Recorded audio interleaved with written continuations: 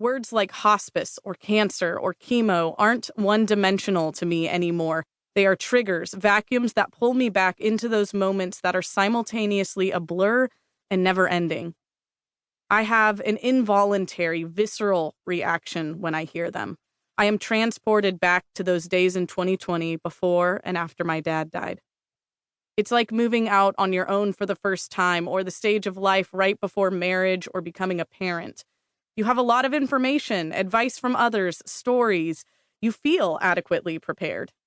And then you're figuring out how to get your water turned on and how much appliance repairs cost, or realizing that no one else is going to make the appointments for you to get your phone bill paid on time. Or you're married and suddenly it makes sense why your vows say in sickness and health, for richer, for poorer, as long as we both shall live.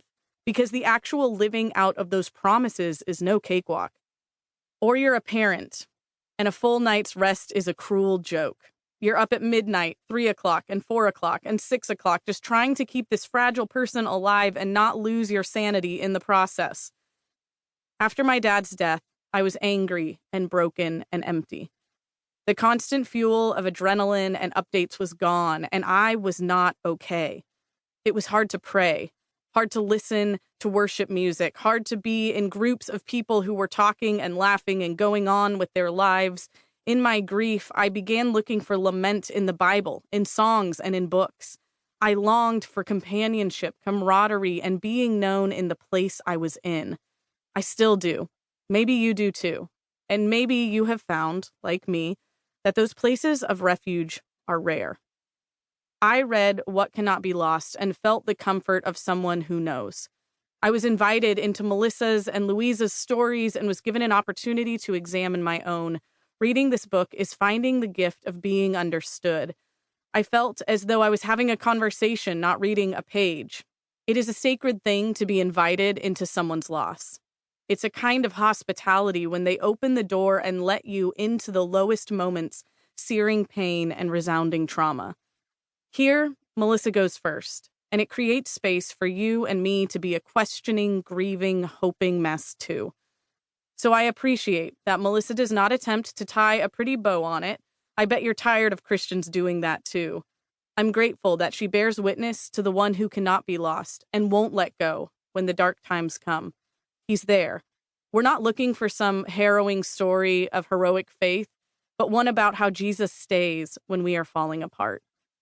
Maybe you've been looking for something like this. I was. This book, these pages, this conversation is a safe place for you to not be okay.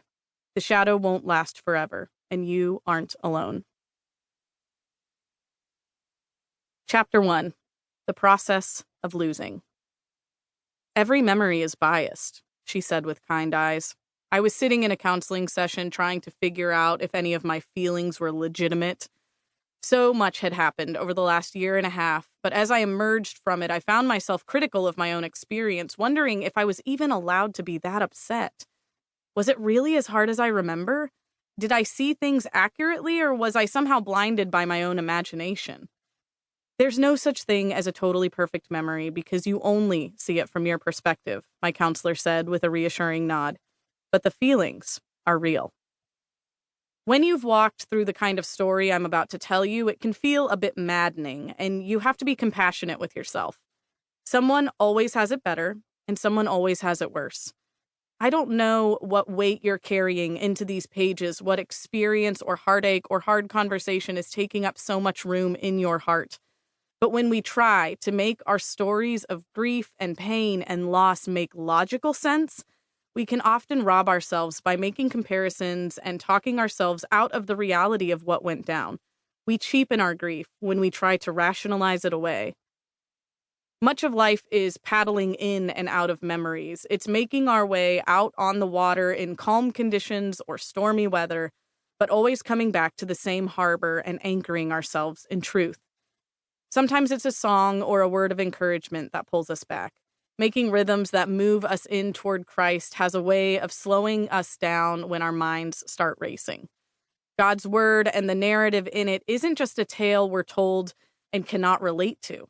It's the compass that guides us and reminds us to keep moving along despite doubts, imperfect memories, and darkness toward light.